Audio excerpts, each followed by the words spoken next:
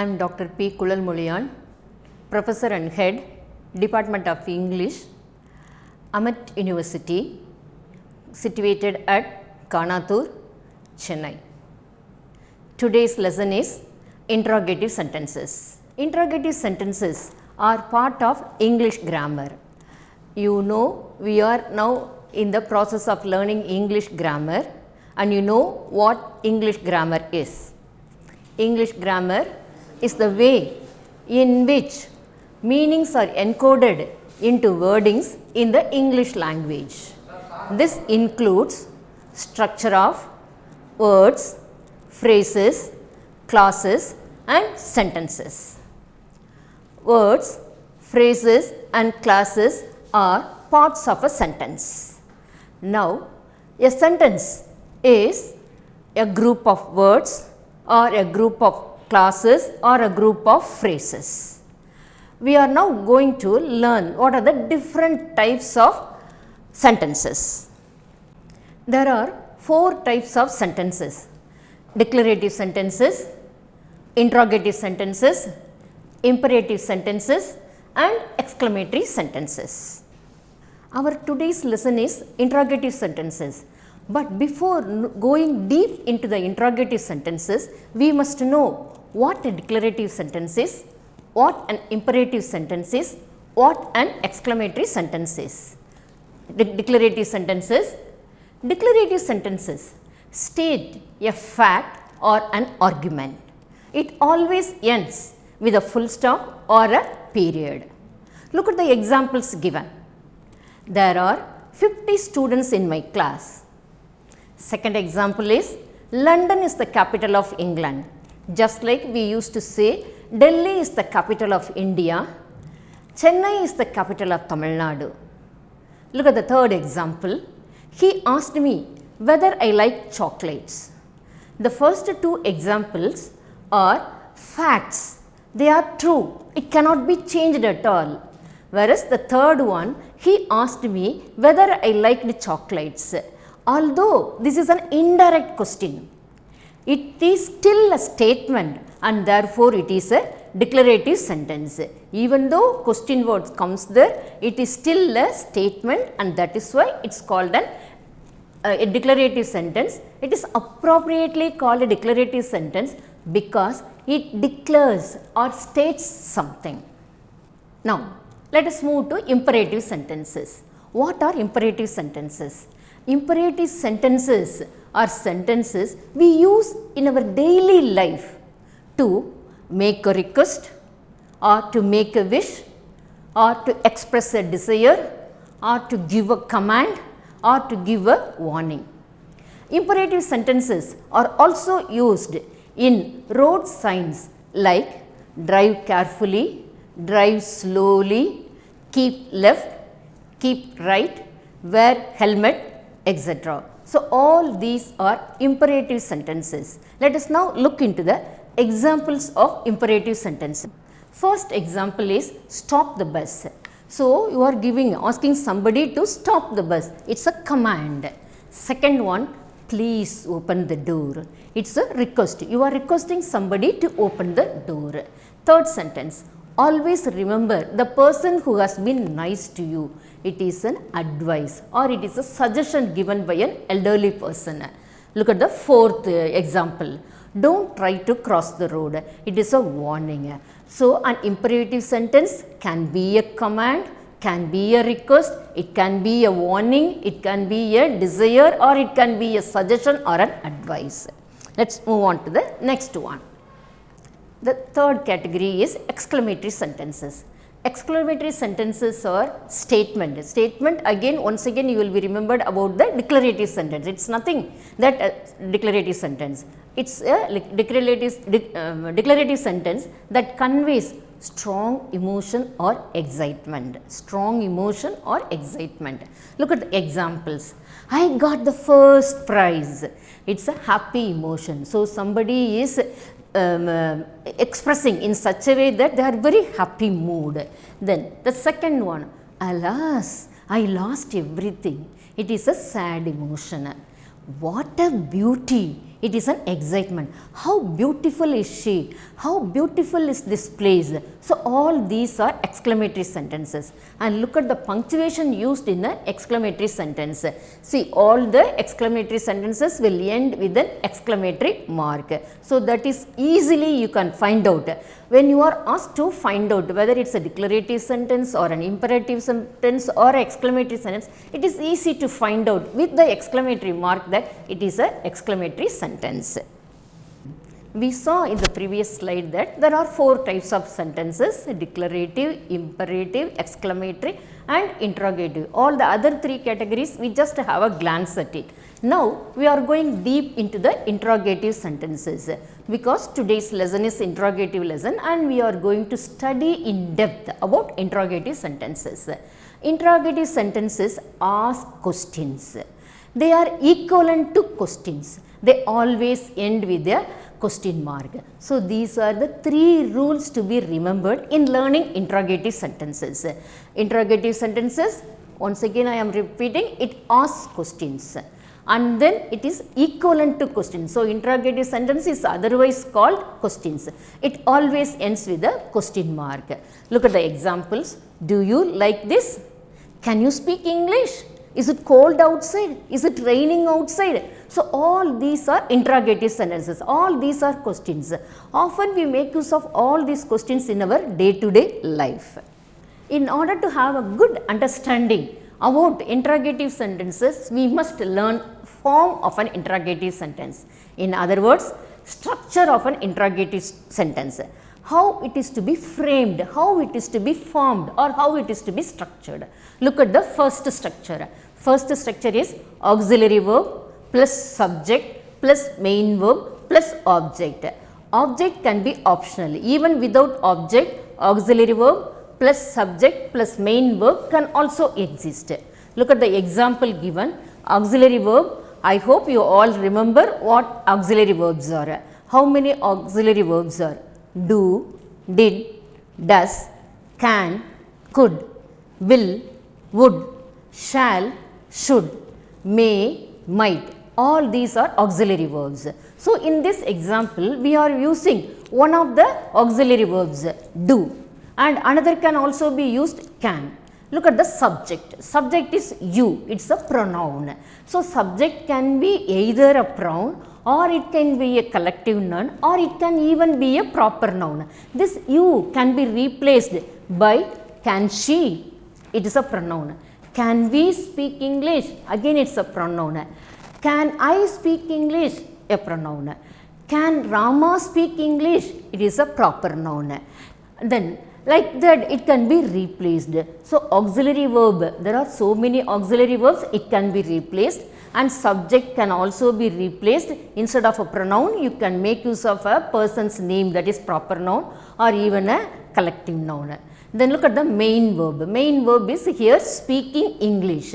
So, speak. Speak can also be replaced. Can you swim? Can you dance? Can you write? Can you play? If we are going to stop with main verb. But if we are going to extend it to the object, can you speak English?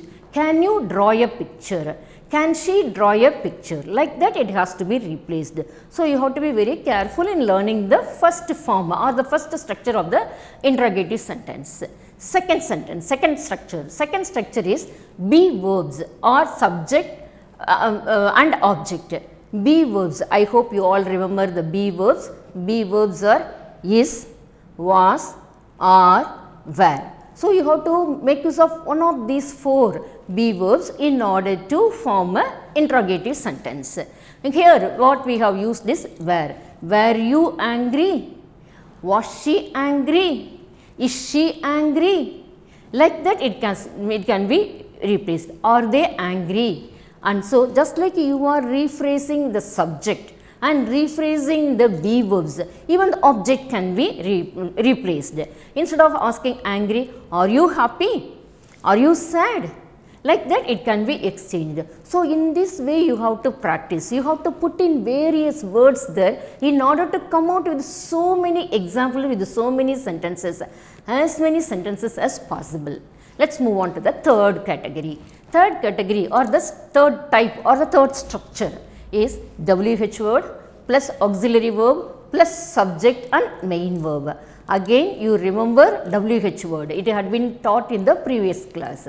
WH word are question words like what, when, who, where, why, which, whom and how. So, you have to make use of one of these WH words as the first word of your interrogative sentence. Then auxiliary verb, as we know already, you can replace one of the auxiliary verbs, and then subject. Subject here the subject given is the movie, then the main verb is start. Again it can be replaced. When does the movie start? When does the library reopen? When does the shop reopen? When does the house reopen? Like that you can change it and you will get as many sentences as possible. When did you come? How did she go? So, all these are starting with WH questions followed by auxiliary verb and then by subject and then by the main verb. This interrogative sentence can be in positive form or negative form, and it can also be in any tense. Any tense in the sense it can be present tense or past tense or future tense or even perfect tense.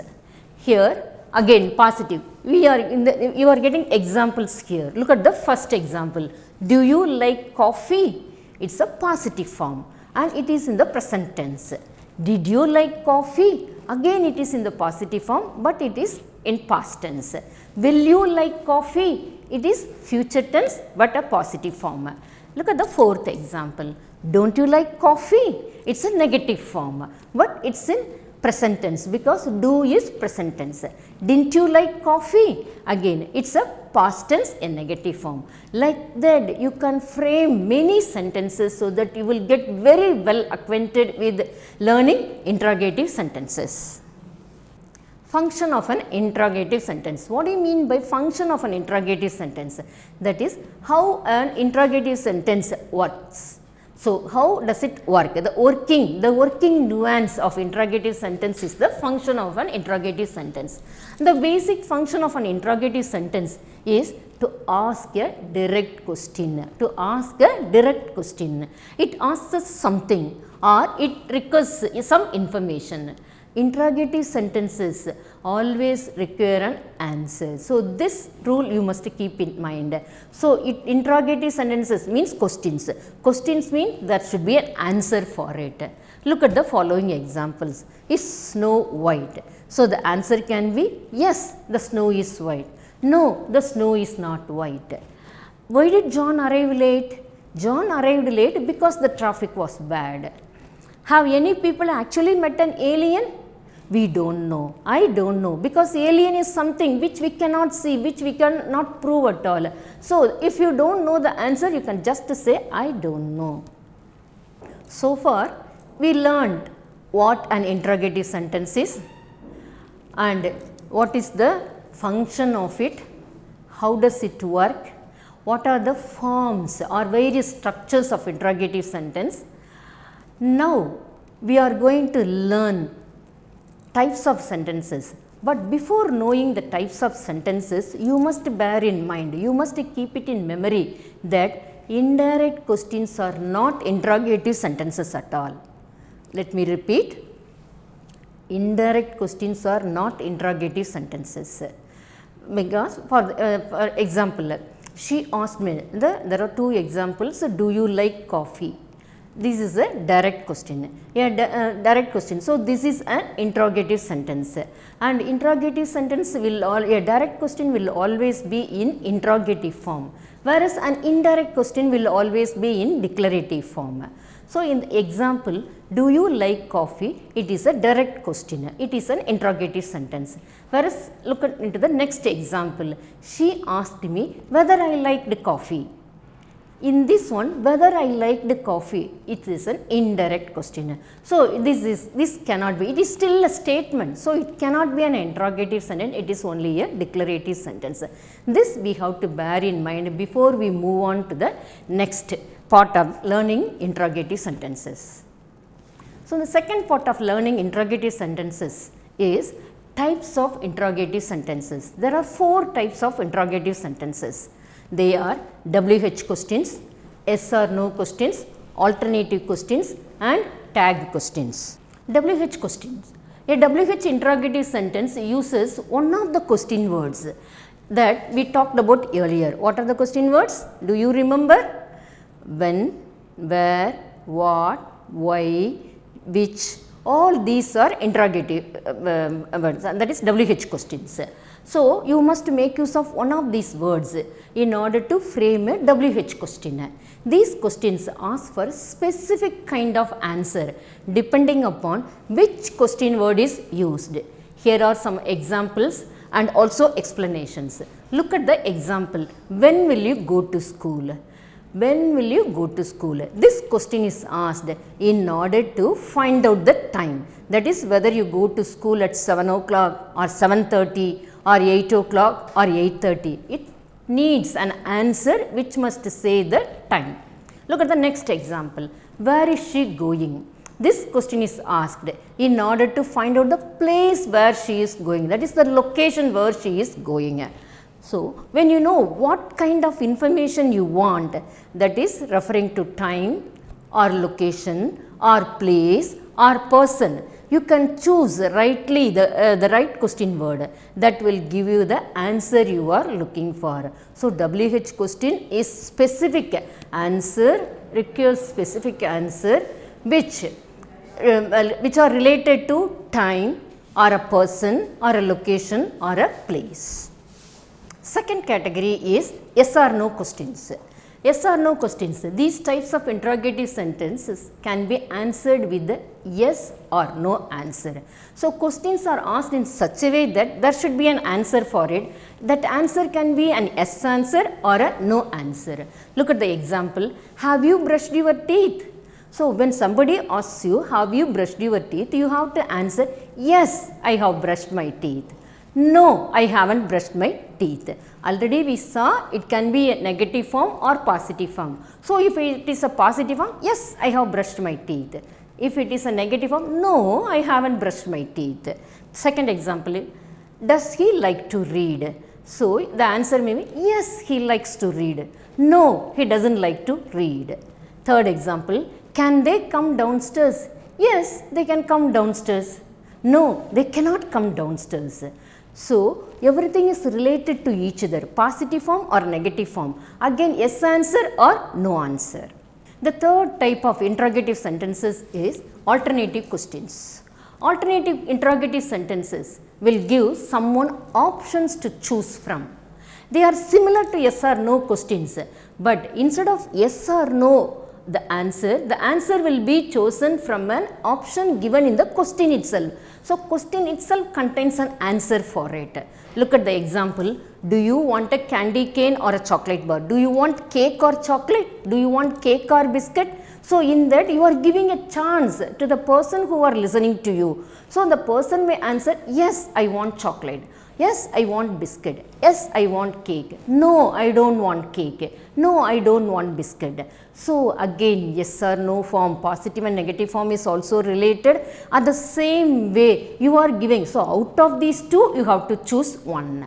Would you like this book or that book? Again, the answer is, I like this book. I like that book. So, that shows choice is being given by the person who are asking the questions. So, the person who is to answer has to choose either from the question itself, this or that. Should I get coffee, tea or water? So, you have to answer, if you like coffee, I like coffee, you should give me coffee, or you should give me water, like this. So, answer is given in there, or in other words, answer is available in the question itself, that is the alternative questions. Each of these questions offers a choice. They lift options for someone to choose from, and that makes them alternative interrogative sentences. So, alternative, from the word alternative you can find out that there is an alternate given to you, this or that, you have to choose from that. The fourth category of the interrogative sentence is tag questions.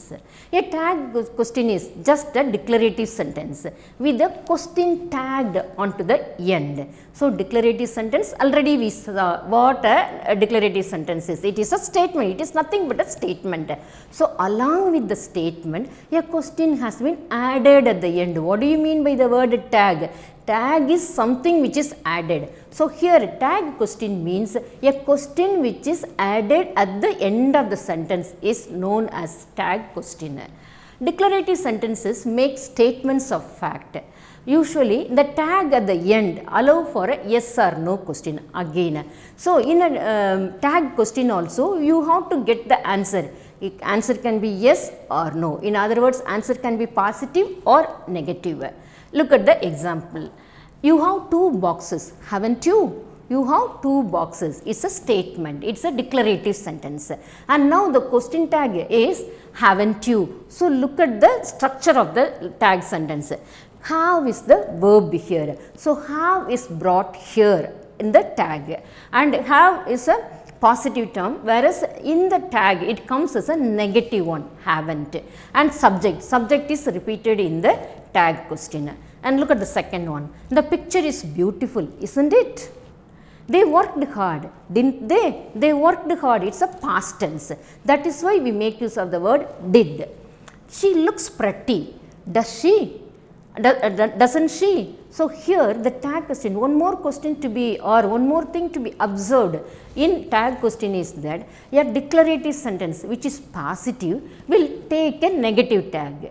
If the declarative sentence is a negative one, it will take a positive tag. Here for the same sentence, you have two boxes, haven't you? Here it is a positive statement, so the tag is negative. For the same sentence, you don't have two boxes. This is a negative, it is a declarative sentence once again, but it is in a negative form. You don't have, or you do not have two boxes.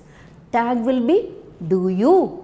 So, a negative sentence will take a positive tag. The picture is not beautiful, is it?